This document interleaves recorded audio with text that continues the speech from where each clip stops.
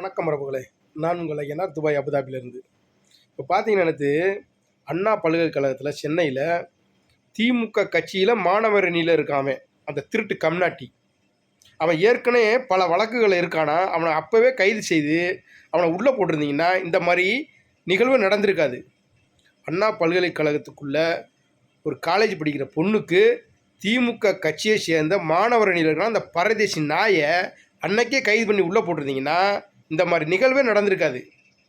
அக்கா கனிமொழி அவர்களாம் மணிப்பூரில் ஏதாச்சும் ஒரு பெண்களுக்கு ஏதாவது ஒரு இதுன்னா உடனே போராட்டமே நடத்துவாங்க, மெழுகுதிரி ஏற்றிட்டு போவாங்க. ஏன் இப்போ உங்கள் குரலை இப்போ பேசவே இல்லை? ஏன் உங்கள் கட்சியில் இருந்தால் பேசாமல் இருந்துருவீங்களா? அப்படி மலுமட்டே ஆயிடுவீங்களாக்கா? ஏக்கா இதை பற்றி பேசவே மாட்டீங்களே. திமுக கட்சியில் யாருமே பேச மாட்டீங்களே. இதே உங்கள் வீட்டில் உங்கள் சொந்தக்காரனுக்கு ஏதாவது இந்த மாதிரி நிகழ்வு நடந்தால் பேசாமல் இருந்துருப்பீங்களா நீங்கள்?